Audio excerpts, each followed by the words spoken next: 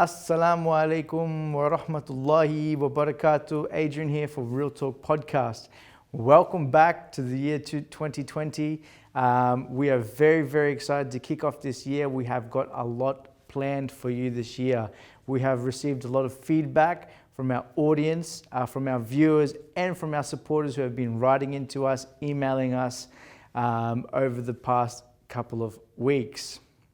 We've got a brand new concept coming in play for Real Talk Podcast. We will be speaking to some beautiful shuyukh from all around the world who have come to visit us here in the Academy Live studios. We've also been able to talk to leading professionals in their field, designers, architects, and sporting professionals.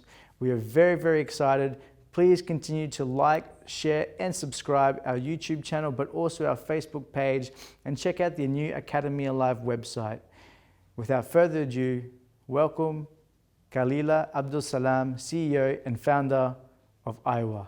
Assalamu alaikum wa rahmatullahi wa barakatuh. Welcome to Real Talk Podcast here in beautiful Underwood at the Academy Live studios. Hajji Hassan, how's it going? Assalamu alaikum. Wa alaikum salam wa rahmatullahi wa barakatuh. Did you say how it's going? How's it going? Can't tell you. Yeah, why's that? I'm too upset. Yeah, it's one of those kind of behind the scenes stories, but Hajji Hassan, whenever you see Hajji Hassan, just ask him how's the chain going. The chain of command. Alhamdulillah, calm down. But Hajji, before No, happy to be here, mashallah. Yeah, I'm so alhamdulillah. happy here. Alhamdulillah, I have to say, I went down to the Gold Coast yesterday with my family, and I have to say, every single traffic light that I hit, I was at a red light. I can't stand it.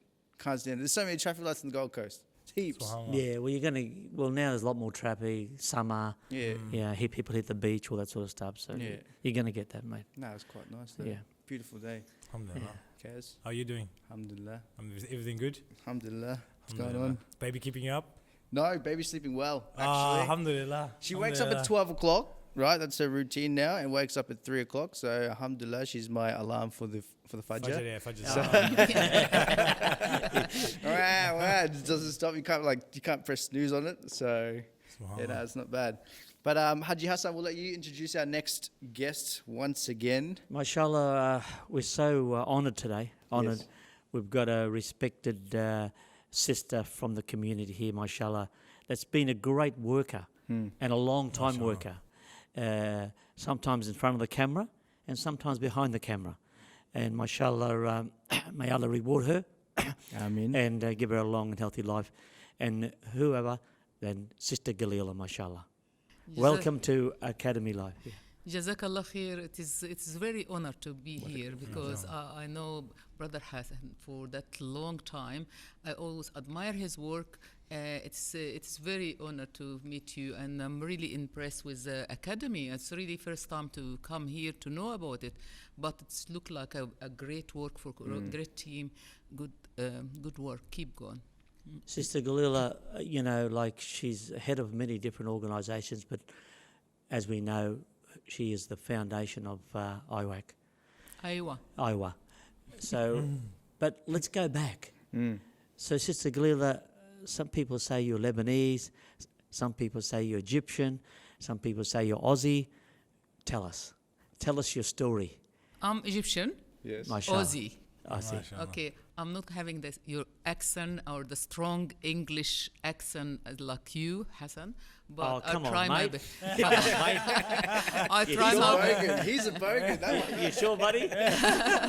I'm very basic person. I'm been in the country since '83.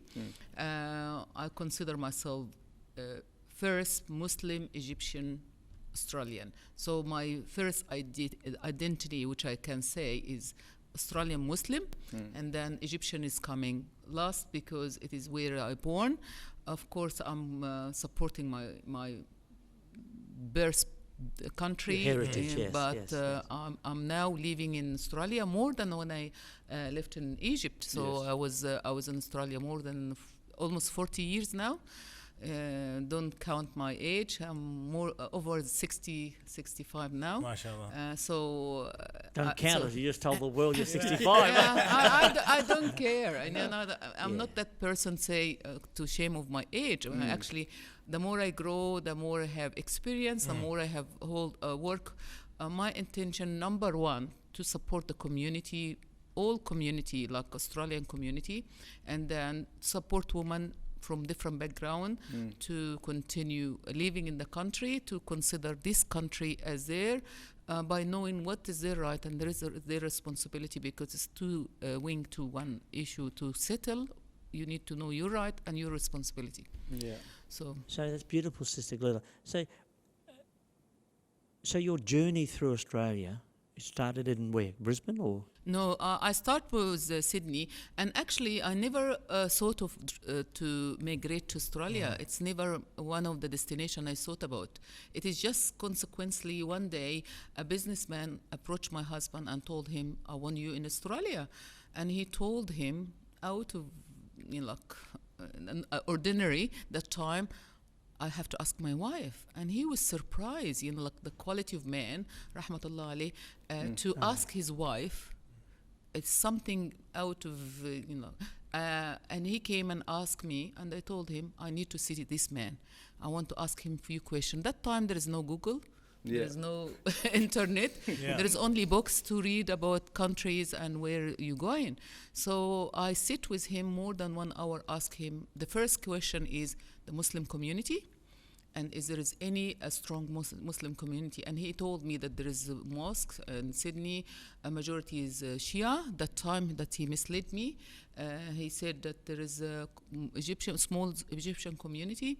So I told him, let me think about it. Again, he gets surprised that I make the decision. So I sit with my husband, told him, what is our future for my son that time, and what is our future in the country which we don't know about.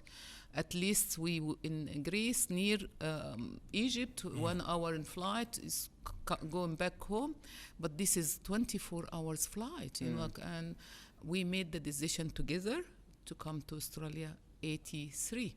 Galila, so you came straight to Sydney. Which part of Sydney did you get to explore first, or did you move? The first, that businessman gave us house in a very prestige area called Kensington that time. Oh yes. And there's very minority of the community there. There is no mosque there that time. Yeah.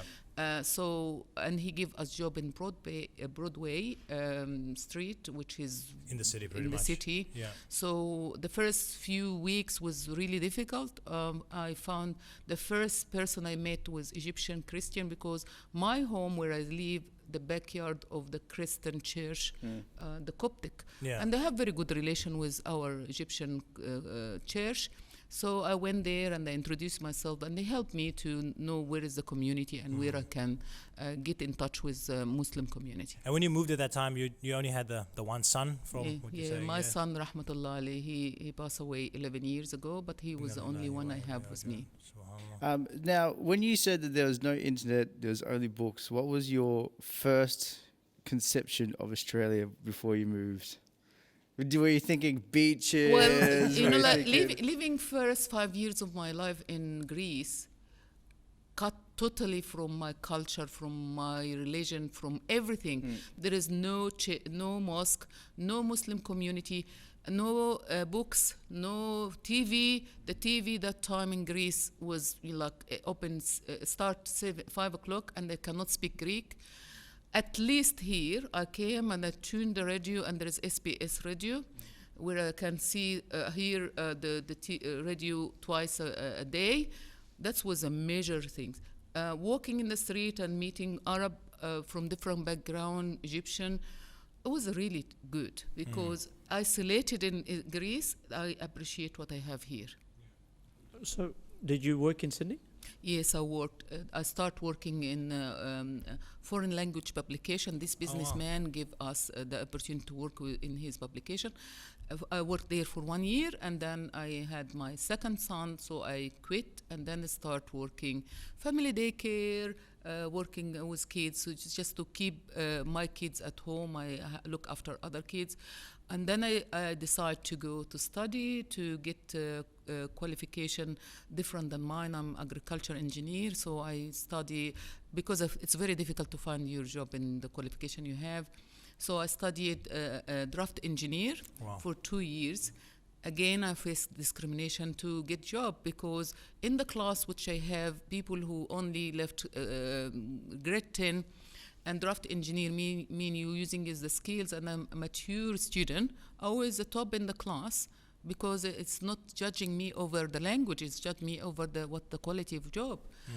Everyone else get the job because of the interview. They've considered I cannot speak English very well, so they get the job. I didn't get the job, so I decided to change my career again.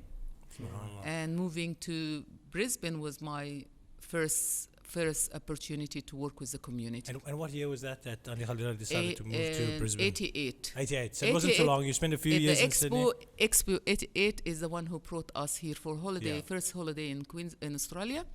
And I like it. I love the people in Queensland. I love the weather. And the people was very friendly that time. Wearing hijab, coming was very odd. Remember, 88, very hard to count the number of people who wearing hijab. So I found people very friendly. So I said to my husband, this is a place which we want our kids to grow on. Alhamdulillah. Alhamdulillah. So Galila, at what year did you move into the... Exactly 88. I came 88 in June, a holiday, but 88, in the end of the 88, I already sold my property and I moved in Queensland. Yeah. Now, what year did you start with IWAA? Well, 88, when I came to the area, I found there is no service, no support for Muslim women. I linked to a community organization which is multi-link now.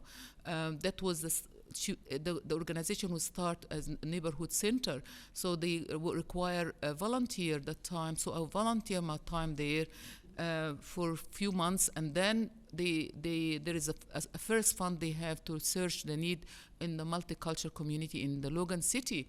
So they appoint me to do bilingual worker for the Arabic speaking. So I start helping people as bilingual worker, working with multi-link, and then the first fund for Women Health Center to support Muslim women. That was 1991 as a granted worker funded from the immigration. I get the job as a granted worker, which is settlement worker at the moment. That was for 4 years working in Women Health Center.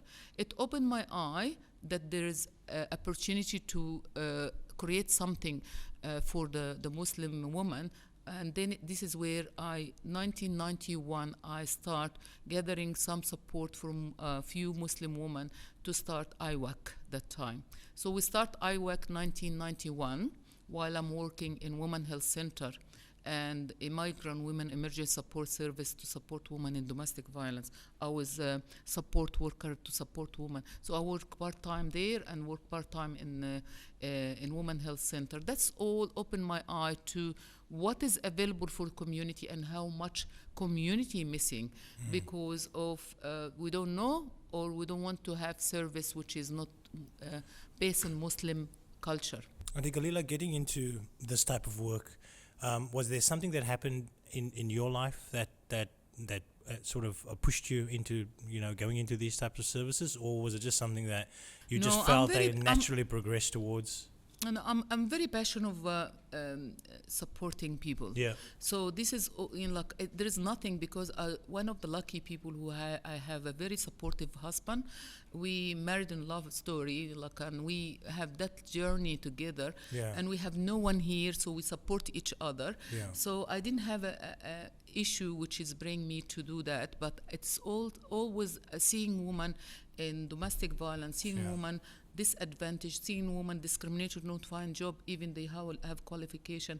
Seeing 1991, the first group of refugee from the previous, from Bosnia at that time, that was former Yugoslav. Seeing women from Somalia coming as a refugee with family, we start the first support refugee group, which is all volunteer, with support from Hajji Dean, Nizar Dean. Sultan? Not Sultan, his brother first. Nizam. Dean, sorry. Hajj Nizam Dean was the leading of that group with me. We recruit a group of volunteers to go and bring people from the airport. And before they come, we rent a house, we get the furniture, we collect furniture. Government give us a small fund, but we use this fund only to get the equipment. So we was passionate about the service for people. It does not mean that we experience it. When we look at other and we see the experience they go through, we have to do something. And anyone that you've helped? So she's really saying the underprivileged. When refugees come to Australia, they need a support. Yeah. And that's what you did. Yeah. And also people who's here from the 70s who have no chance to go to English class, especially Lebanese who cannot even read or write their own language. Yeah. And there is lots of service available for them in aged care, in socializing, and they didn't know about it. So my role is to look at where is the issue, how to address it within. Right. And with all respect, it was the first visit for me to any mosque in, it was that time, Mount Gravatt Mosque. I found there is a very good group of women, but their focus was in the mosque, to support fundraising, to clean the mosque, to cook. I'm not saying that this is not right, but it is not only the role of women. Women should help each other. So how has IWAA grown? So when you first started, where did you find your funding? Well, this is the key. That time there is other sisters who just against funds from government, against working with mainstream organization. Oh, this is feminist organization should work with. I believe that we should look at every community, other community organization, and take the good of them, from them.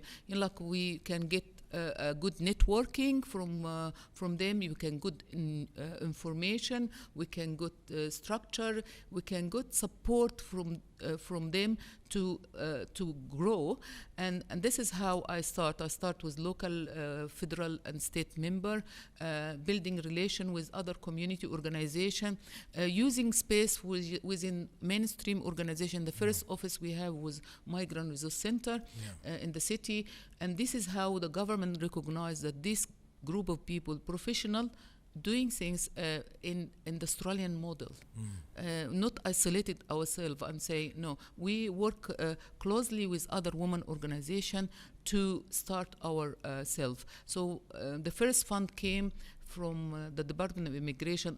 Before that was small fund for English class or socializing for women, isolated women, and then the government recognized that we're doing good work. In 1992, we have the first grant and aid worker where we employed 2 people. That time I was in management committee. The 2 people was the first 2, which is help us to look at other funds and where is the area of we can apply for. Auntie Galila, what does IWAA actually stand for? I'm not going to assume that the listeners out there know exactly what it is.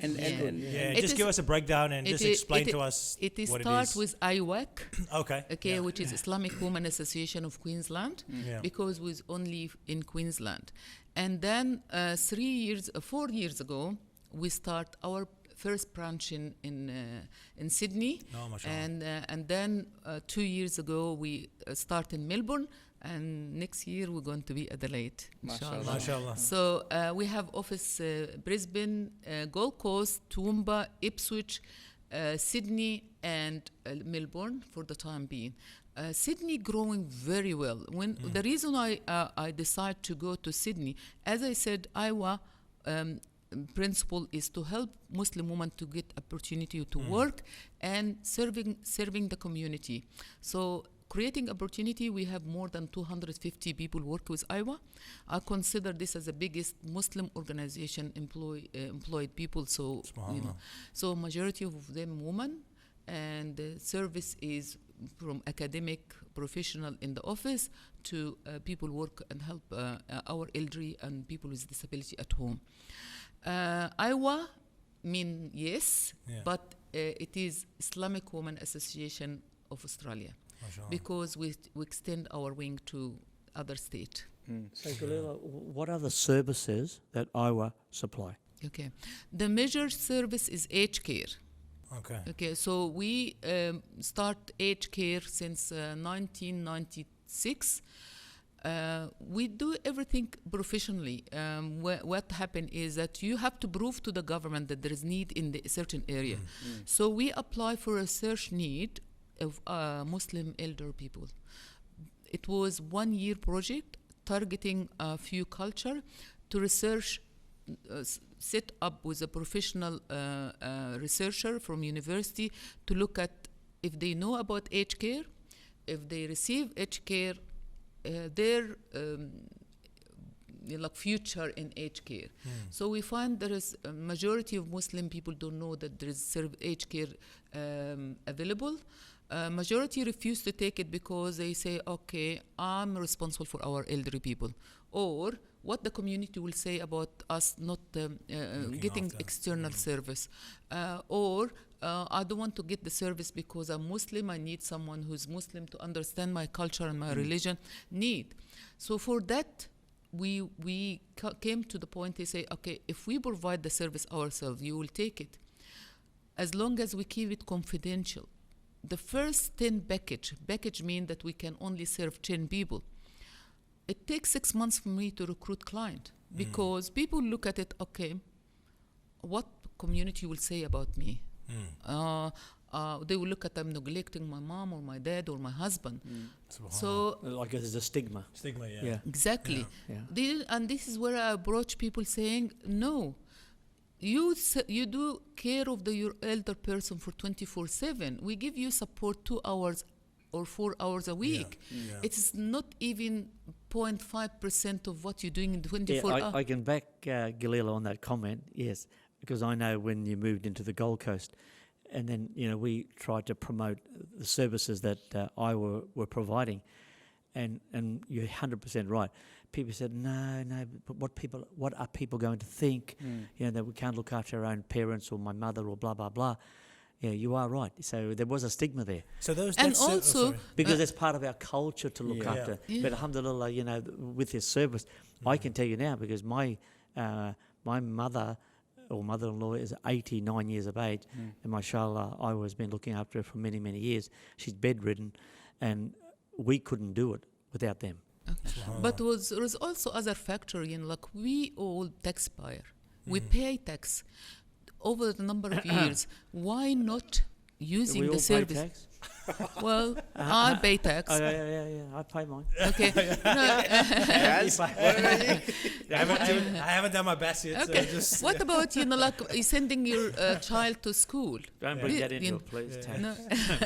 We're sending people to school.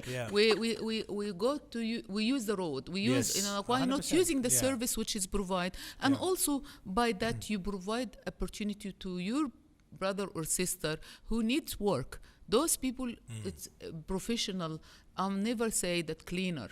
We always talk about them as a worker, professional worker. We train them. We send them to have qualification to work. So we need to give them opportunity because they cannot work anywhere else. And Galila, I'm just trying to understand the services. So you were talking about packages before. Yeah. So does it also mean like if someone just needs, like let's say someone is a 24/7 carer of a parent, is it a service where you come in or your staff would come in and give that person a break? Yes. To do what they need to do, whether it be shopping or take care of themselves as well? Yeah, I was going to go one step back, like when people concerned to take the service because what does the community say about them? I'm asking them, how many of you know people who have no extending family? I'm one of them. I have seen the first case I have was a Malaysian lady, rahmatullah alayha. She had no one. When her husband died, She had no one in Australia. She was socially isolated. The situation when I went to see her, the room she stayed in was very disgusting. So we lobbied to get her nice unit. We get rid of all the rubbish. She have the cat boo everywhere. So we jump in and we help her to have a dignity for 5 years before she passed away. She have no one at all. So there's heaps of people who don't know that they have no extending family which help them. Getting back to what kind of service, now it is not package anymore, not a capital fund which they give us to give number of people in certain location. Now they more moving to the client or the old person is the one in control who can get the fund, not in his account. They say there is allocation of that fund for you and you choose the provider. So they come to us, they sign with us, and we look at what their needs. So we design a care plan. Right. Yeah. Every individual need different. So someone will say, okay, I don't want to stay home. I want to go out twice a week. I want to go shopping. I want to get all for appointment. I want equipment. I want someone to come and give me personal care every day. Depend of what level of care and what they require, we design the care plan. And we ongoing monitor it. What about dementia? We very specifically involved in a measure 4 years project with Transcultural Mental Health and Gold Coast Multicultural Community Council of Gold Coast, in project which we the only 3 organization in whole Australia run service for people with dementia, led to the government acknowledge that there is all level of care, the additional support was supposed to be for people with dementia. And we get the support from Transcultural Mental Health to support the worker to deal with people with dementia, how to work with them. And also we have overnight respite center, which is no Muslim organization got it. So we take the client at the center to give break for the carer, or if the carer want to go overseas for 4-6 weeks, we take care of the elder person until they come back. Sometimes the carer gets sick, admit to the hospital for major operation. Who look after them? We take care of them. So Galila, where's the respite center? Our respite center in Rancor, called Salam Respite Center. What is it, a house or something? It is a big house designed to look after people even bedridden. And it's not only for Muslim. We have multicultural people. We have Greek, we have Aboriginal, we have multi-faith people. Jewish in particular come to us because we have halal food, so no pork in the place. MashaAllah. No pork at all? I might be coming. No. Galila, what's the capacity of people that can go there? That's my question In as well. there. In actual it has to be referred by government. But how many can you handle? We can have up to 6 people. Oh, mashallah. And it's all room have TV, they have hospital bed, hoist if there is need to move, disability toilet, disability shower. All our worker train. We try to cook tradition food based on who is there, because we matching worker who in the shift. It's 24/7. You know, like I didn't know. I personally, I didn't know you had that. You came one day to our Column Road when we have the. Yeah, but I didn't see a house there. Maybe it is now. So, do you have for the last since 2000 we have that house. Okay. I don't come to Brisbane that often. Okay, come to Brisbane. I will have open day for you in particular. Inshallah. We have disability service also. What about in the future? Do you have any vision of building an aged care centre? Yeah. Well, our Rancor property is a huge land. Yeah. I'm working with government to get that as a retirement village. Mashallah. So we work in silent. Yes. No, we're not as good as other who do nothing or do small job and they do jump up and down. We work in silent. In like having 40 people working in as a coordinator manager in 3 states, and having 250 people working, having more than 500 clients in different care, having disability service, having the overnight respite center, we should be proud of ourselves. But we do that for, I keep telling people that's our success because my intention, number one, for Allah. Yeah. Ameen. Ameen. And I keep telling people, make this intention. Yes, you're earning money, but make your intention that you do it for Allah. And Allah do the barakah. Galila, from my point of view, the aged care centre will be unbelievable benefit for the community. Sure. Unbelievable. And your vision, your vision on Gold Coast to have that center is great. I really like your model. That's why Allah reward you. But forget about us, or me anyway. This aged care centre, you have any time? Can you say? Well, is it a 5-year project, a 1-year project? The project can go ahead now if the city council, if the Queensland government support us. We don't need the money. We very good of investing. So alhamdulillah, we have good money to invest in that. But the problem is the legality and the approval from city council. So we need your support. If you have link to city council, I'm talking to. We have meeting. We have the Brisbane City Council. Yes. I was with them here the other day. Okay, I'll take you in my hand and we go there and let's just keep pushing. So come push from different angle. You weren't at that function for what's her name, the Runcorn member? Kim Max? Yeah. I couldn't because I was in Sydney. Okay.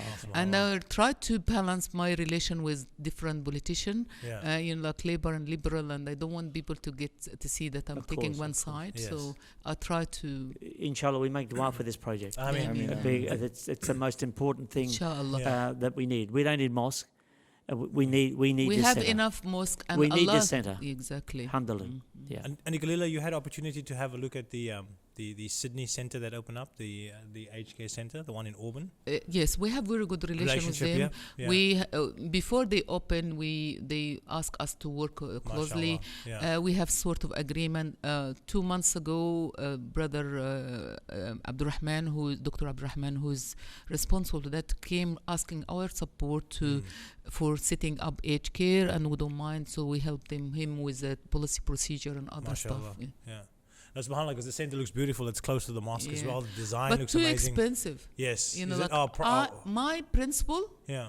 If I can keep people at home as much as they could, if an elderly woman with lots of need able to stay at her home by herself without any family around for 5 years, and we was in the end helping to send her to the grave with dignity, I think we can do it. So I prefer that I stay at home, not going to nursing home until I die. The last resource would be nursing home if the person cannot continue for different reasons. But my principle to stay at home as long as you're able to. Ameen. So Galila, you've had a couple of tragedies in your life, big losses. Of course, you lost your husband, and then of course you lost your son too. I think I'm not going to talk about my husband. I think he is great, and the way he died, showing that he, inshallah, we've been all around him. We was. But he was a great worker for the community. Exactly, he was the president of Logan. He established Logan Mosque. When we started, it was in our home, whereas we talk about need in the Logan area, and we put our property as a mortgage to get the loan. So he worked very hard, and he was also established the first halal butcher. In Woodridge. When I talk about the tragedy, I cannot consider his death as a tragedy because it is a normal process in our life. The real tragedy to lose a son, and especially if it is come without unexpecting. Everyone have to accept what Allah is. It's just missing the person, but for me, I accept what Allah. It is His destination. Still traumatized with the experience, which I never hope even of my enemy to experience. So alhamdulillah for everything, alhamdulillah. And it's people say that Sister Galila is a strong lady, and we see that. We see that all around the community. We see you live on Facebook all the time. And it's good that you can show us what is happening around the place. Yeah. And mashallah, some good things are happening, eh? Alhamdulillah. But I can show as a strong... I want to speak about you, that mashallah, I think a lot of the sisters and a lot of even the brothers can learn from you. Yes. Of the strength that, coming from some disappointments or some tragedies in your life, and you've come out of that and you kept driving forward for the ummah.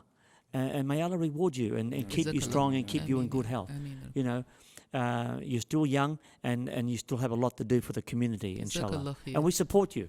We all support you because... without all of you, I cannot do it. When I have the tragedy for my son, I was devastated for a few minutes. And then I said to myself, I have a sick husband. My other son was nerve breakdown. My daughter, I have to show them the strength that we have to accept. Because if we're not accepting, what will happen? Nothing will change, and we lose. We're losing the God give us a reward of sabr and patience, and so I have to strong. But when I look around me, all the work I did with the community, those number of people supporting me interstate, from everywhere in the world, showing that nothing goes away.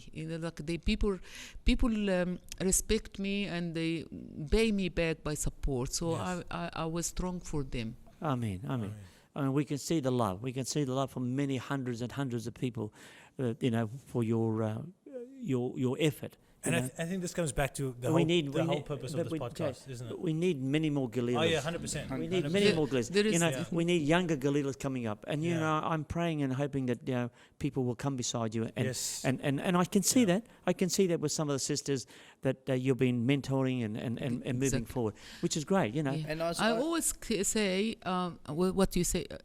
I'm introducing new blood to the organization, and I give them all my experience. I'm not that person to say, okay, I'm scared that they will take over. I give them opportunity. I want them to take over. I'm introducing them because I can go any minute. So that great work which we all built can go away if it is only one person. That's why I keep the leadership to many, many more young people. Ameen. That's really good. Now, you said that you work in silence, but I think this is a really good opportunity to get your name out there as well. Because me personally, as a male who's almost 30 years old, I was aware of IWAA, but I'm not aware of your services. So I think it's very important that we highlight your services and the good work that you are doing within the community. And so how else can we contact you? So, do you have any programs, any free programs? We have heaps of programs, but what we didn't talk about, the key principle of the organization, that we helping women and their family. We helping women in all life stage, and one of the issue, which is important issue, domestic violence. Yes. We're supporting women in... we need your help, Hassan, for we opening our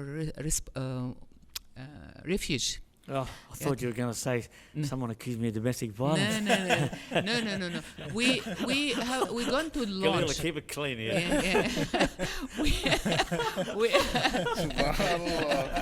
We have our refuge, which is we merge with Sakina. Sakina was a community organization supporting women in domestic violence, and we see that because it's based on volunteer, they couldn't continue, so they asked us to take over. So we take over. And we bought property, and this property will be helping women in the first few weeks when they leave the situation.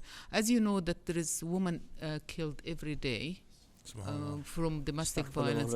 Yes. And we cannot put our head in the sand and say it's not exist in the Muslim community. Unfortunately, there is heaps of Muslims suffer in a very bad situation. So we're helping women in domestic violence. And also we have a camp project, which is Dr. Noura and Muna Ibrahim is managing that. For the last 4 years, government trust, we're the only organization have camp. their role is to go to educate people about Muslim culture, about domestic violence.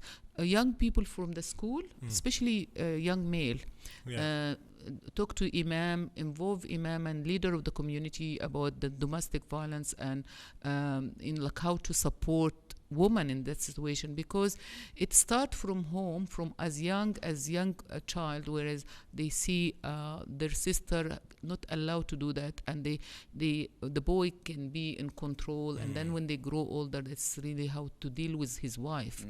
So, and how young woman also accepting some behavior which is not right. So they go to different school, Islamic school, as well as mainstream organization, school and organization to talk to them about our culture, our religion. So they're doing a great job. And the launch of that Sakina will be sometime early next year, maybe January. We're waiting for the premier to support the event. We have a couple of ministers, and it will be in the Parliament House. So we will send you few table to sell for us. We might get you to do the fundraising. The auction. I'll take a freebie if you've got a free ticket. Galila, are you getting the support from the imams? For that, for these programs, are they? Yeah, we have good support for imam. Initially, when we start 91, I still remember one imam visiting my home, telling my husband, "Please let her stop doing what she's doing," because that time I was helping women in domestic violence. My husband told him she can do whatever she wants. Alhamdulillah. Galila, I'm talking about with the domestic violence and all that. Do you have engaged an imam too? Do you? Well, as I said, we didn't start. We have MCF supporting by putting the Sakina as to receive fund, to receive donation. Right. So that's great support. With the other imam, we didn't launch the project yet, so we'll do that. So this will be under the banner of IWAA? Yeah. Ah, beautiful. So that's just And another it's division. IWAA Another property. division, eh? It is part of IWAA, and it is we bought the property. This IWAA property, we lent it to the woman in domestic violence. What suburb is that? No, I can't say. Oh, you can't. It's private. That's But right. I've just got one question real quick.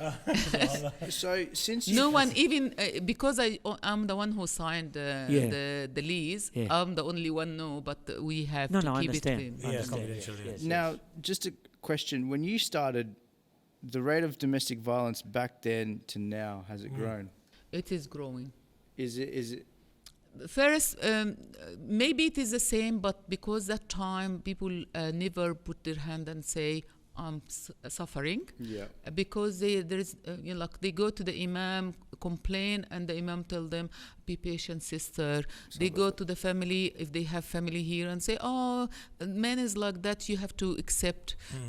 But now, because of education, because they know that this is not right, they start to complain and they start to take action. And Galila, take us through a situation. If, let's say, someone is experiencing domestic violence, right? How would they get in contact with you, and how would they get picked up and then taken to the safe house, if we can use that word, I guess? We have our phone number, and they can ask for Noura or Muna to help them through the process, and then we get so Noura will obviously explain the situation to them, and then would Noura and them be able to assess and say, okay, from we have a team who specifically, but I cannot say the name. Noura can refer them to that team, to that team, the center manager and support worker in the refuge. Those are the people who deal with this because they're experts. So if they call and say, I'm experiencing some domestic violence, can you help me? They will direct them to the center. Is this the first organisation like this for domestic violence for the Muslim community in Brisbane? Yes, but it used to be the Muslim Women Association in New South Wales. They used to have a refuge. But no, but this is the first professionally run domestic violence support group. Yes. I can say that strongly, yes. Okay, alhamdulillah. No, this is awesome information, and I think for the community as well, because now we're getting this information out massive. there. It's massive.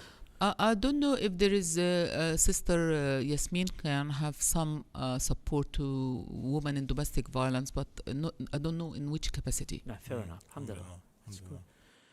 Wow.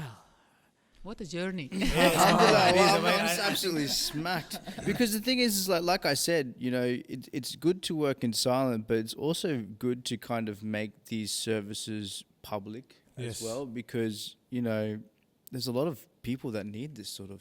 Yeah, no, 100%. Well, over Galila, the but number this of years, we this just- platform is not so much focusing on you, of course.